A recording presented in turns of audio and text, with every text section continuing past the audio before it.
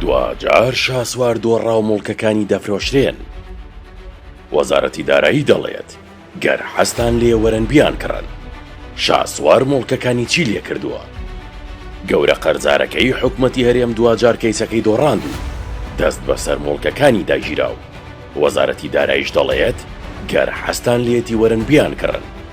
ئەمڕۆ بەڕێوەبەرێتی گشتی بانکە بازرگانیەکانی سەر بە وەزارەتی دارایی هەرێم ڕایگەیاند لەسەر داوای وەزارەتی دارایی و ئابووری هەرێم دەستگیرا بەسەر ژمارەیەک مڵکی کۆمپانیای نالیا و چاوی و لە زیادکردنێکی ئاشکرادا سەرجەمە مڵکانە دەفرۆشرێن کە دەستیان بەسەر داگیراوە و ژمارەیان 6 مڵکە. وەزارەتی دارایی و ئابووری بە پاڵپشتی بڕیاری دادگا دەستی بەسەر 6 مڵکی کۆمپانیەکانی نالیا و چاوی گروپی شاسوار عەبدولواحید داگرتووە کە بڕی قەرزەکانی گەیشتوونەتە نزیکەی 92 ملیار دینار کە چەندین پارچە زەوی و هۆتێل و کافتریا لە خۆ دەگرن و دەخرێنە زیادکردنی ئاشکراوە بەمەبەستی وەرگرتنەوەی سەرجەم قەرز و سوودە کەڵەکە بووەکان کە لە ئێستادا گەیشتووەتە بڕی 91 ملیار و 760 ملیۆن و 660,350 دینار.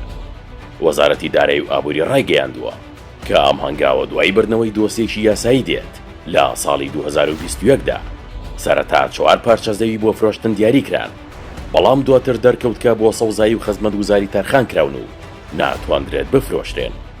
پاشان با بڕیاری وەزیری دارایی پرۆسەکە ڕاگیرا و تیمێکی پسپۆر بۆ پێداچوونەوە بە دۆسیەکەی کرایەوە و ئەو مڵکانی کە شایستەی فرۆشتنن دیاریکران و وەزارەتی دارایی داوا لە هەموو لایەنێک دەکات کە ئارەزووی بەشداریکردنیان هەیە لەم زیادکردنە ئاشکرایەدا.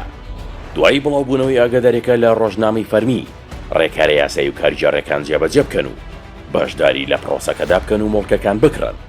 بەڵام بە پێی زانیاریەکان شاسوار ساڵی 2017 ئەو مڵکانی کە وەزارەتی دارایی دایناون بۆ فرۆشتن سەرجەمیانی فرۆشتووە بە کەسێک بە ناوی نووری سەباح حسێن بە بڕی زیاتر لە 424 ملیار دینار.